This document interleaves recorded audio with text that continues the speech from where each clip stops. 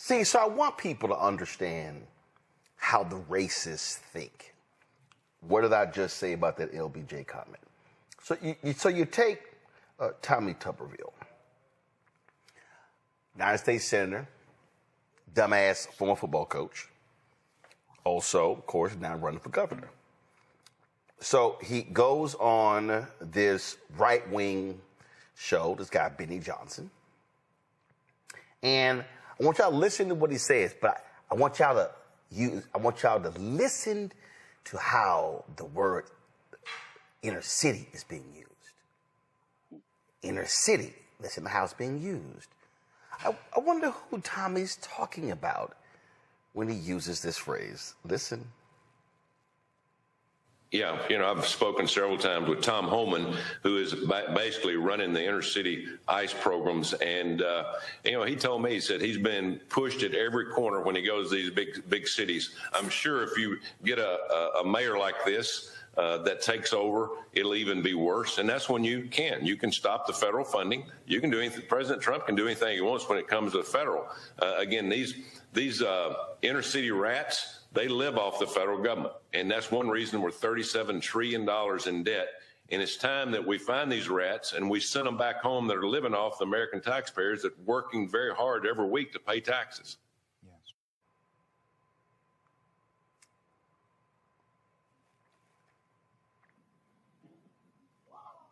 Allow me to run that back again. Yeah, I've spoken several times with Tom Homan, who is basically running the inner city ICE programs. And, he told me, he said he's been pushed at every corner when he goes to these big cities. I'm sure if you get a mayor like this that takes over, it'll even be worse. And that's when you can stop the federal funding. You can do anything. President Trump can do anything he wants when it comes to the federal. Again, these inner city rats, they live off the federal government. And that's one reason we're $37 trillion in debt. And it's time that we find these rats and we send them back home that are living off the American taxpayers that are working very hard every week to pay taxes. Yes.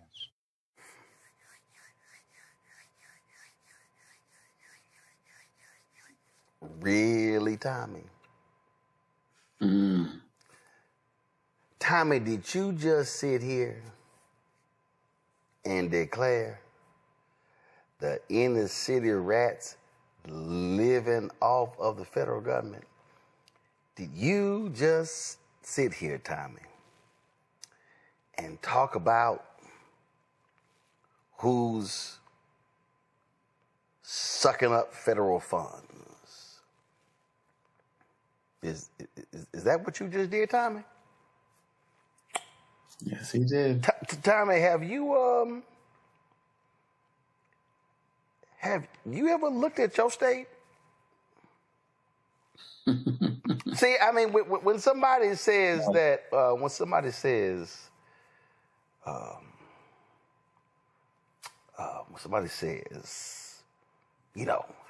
you taking money, and what you doing, you might want to grab a mirror, Tommy. Do y'all know that one of the most,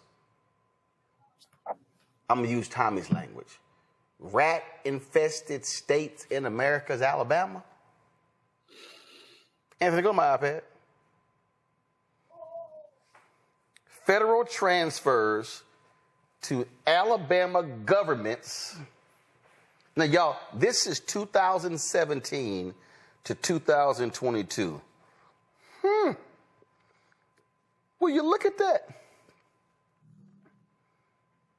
You see 2017, slightly higher in 2018, higher in 2019, higher in 2020, higher in 2021, higher in 2022. Wow! Tommy! Your own state sucks up so much federal money. This here, y'all, is from March 10th, 2025, from the Alabama Policy Institute. Headline, Alabama must limit dependence on the federal government. So when you go through this breakdown here, Alabama is consistently ranked as one of the most federally dependent states in the nation. Rats, rural rats.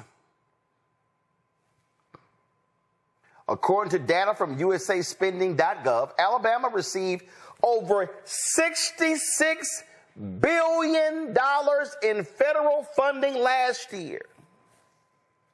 This includes over $36 billion in direct payments to Alabamians, $17.3 billion in contracts awarded within the state, and nearly $13 billion in grant awards to state agencies.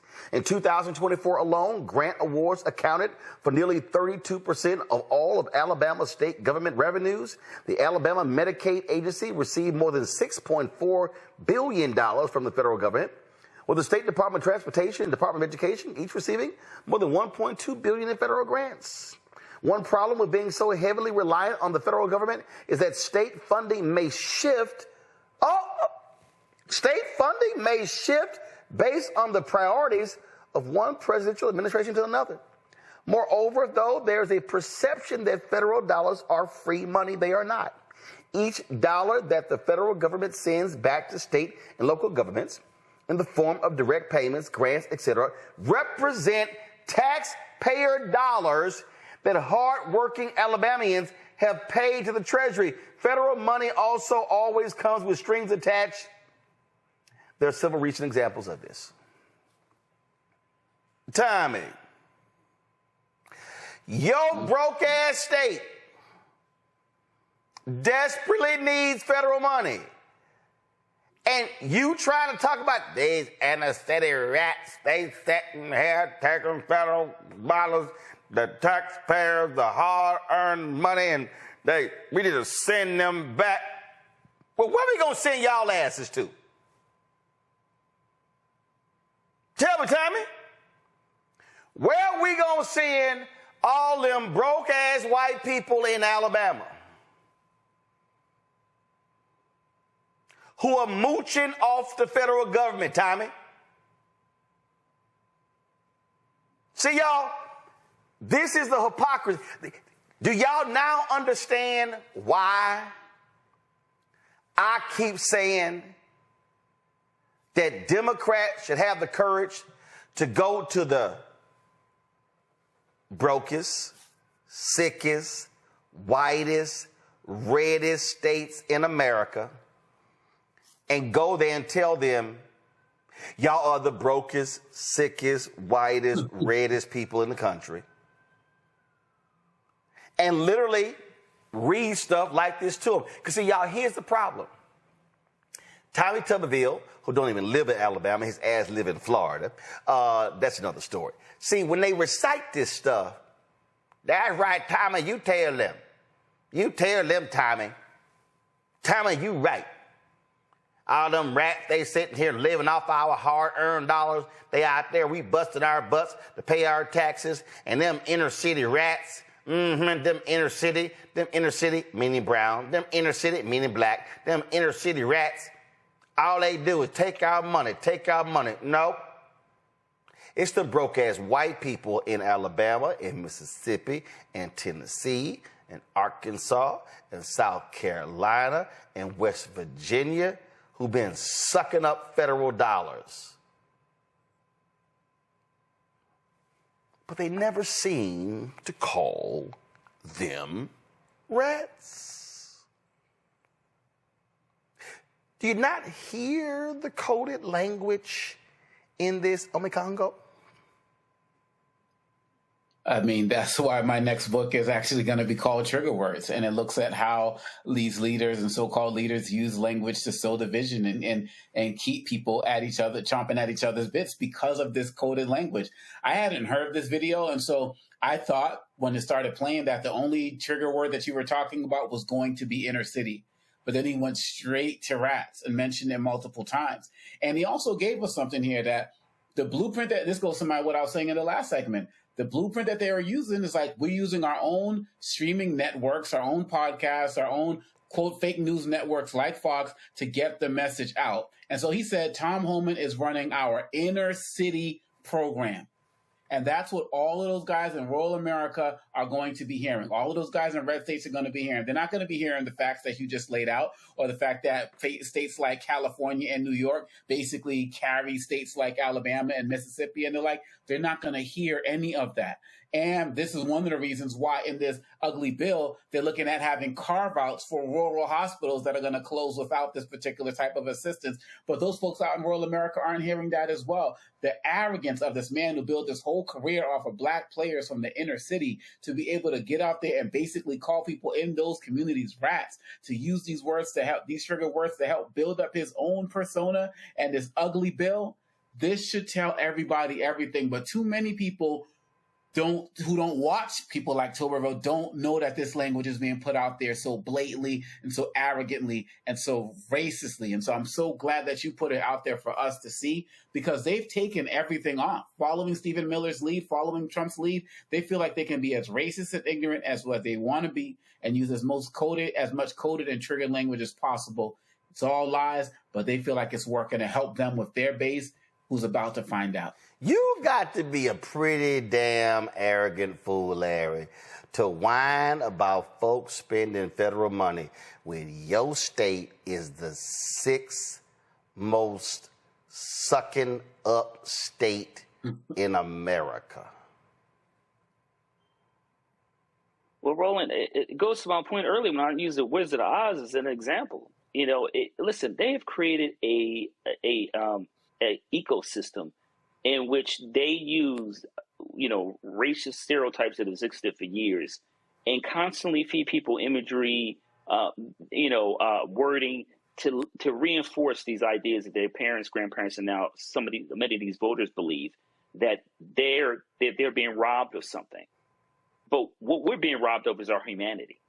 That's what's really happening here. And listen, the words he used are not surprising. Because this is the same language that's been used for centuries, particularly when it comes to people of African descent, to dehumanize us.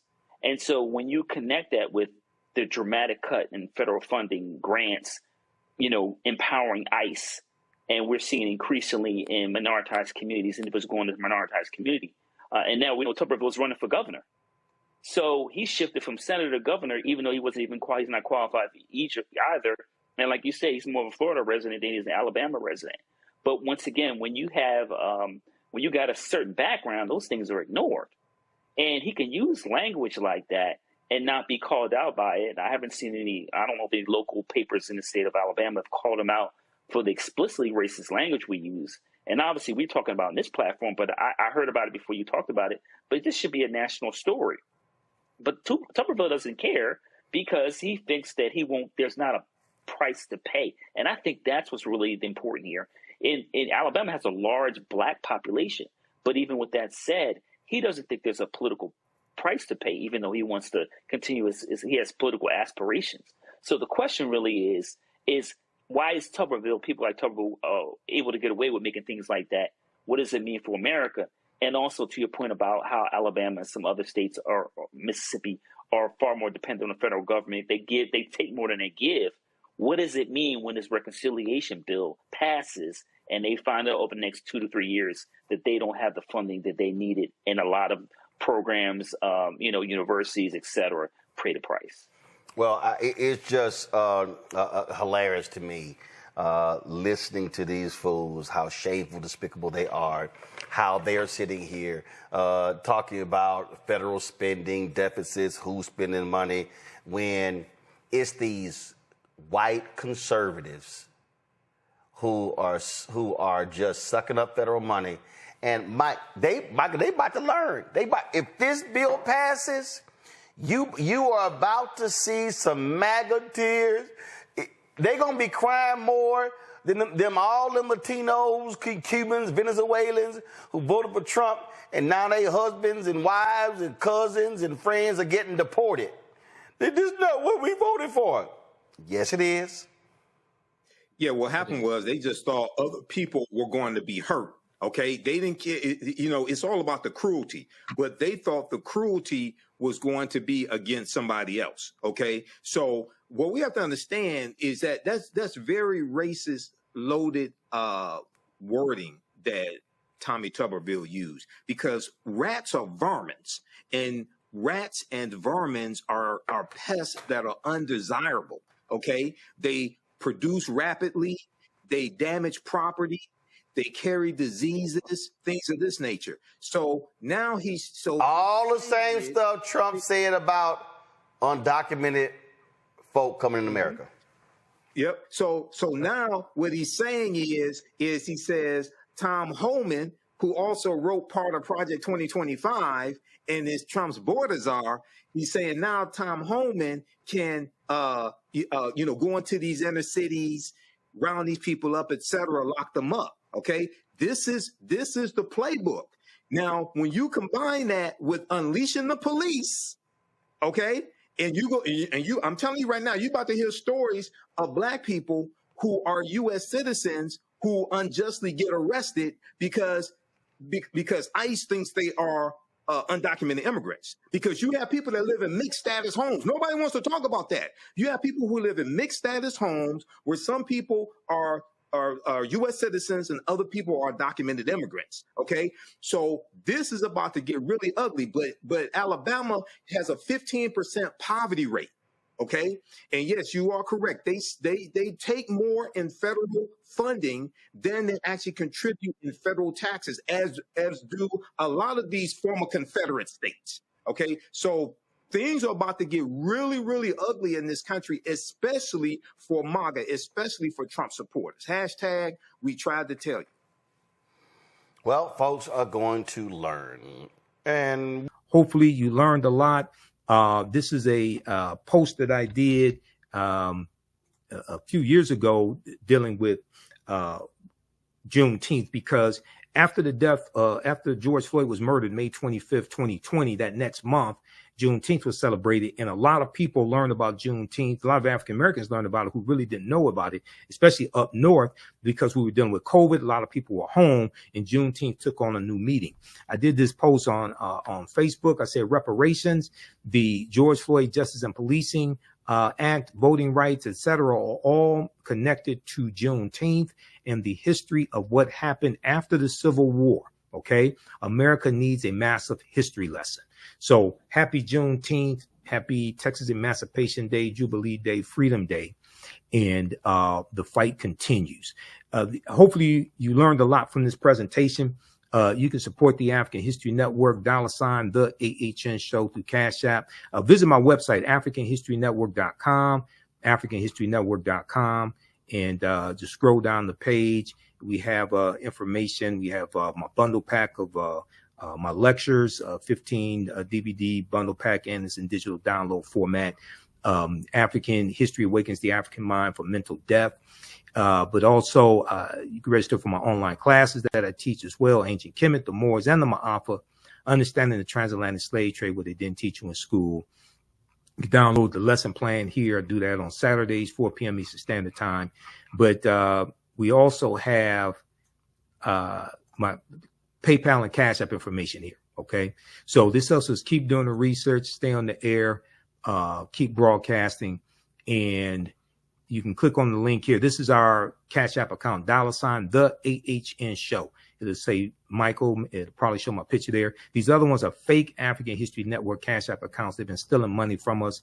I'm still trying to get them shut down. When you click on our link here, this is our QR code for Cash App as well. So you can scan that if you want to support us. We definitely need the support that helps us keep doing the research, stay on the air, keep broadcasting, etc. And then also for PayPal, paypal.me/the AHN show. All right. Well, look, we have to get out of here.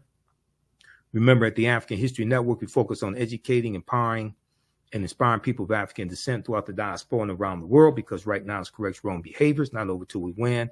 Wakanda forever. We'll talk to you next time. Peace. Thanks for watching today. Thanks for the birthday wishes as well. Okay. I guess 54 years went by quickly, I guess. So I don't feel any different today. I've lost, 35 pounds in the last couple of years, so I can fit back into clothes I haven't been able to fit back into in years. I worked out this morning, so I'm staying in shape. Okay. All right. Talk to y'all later. Peace.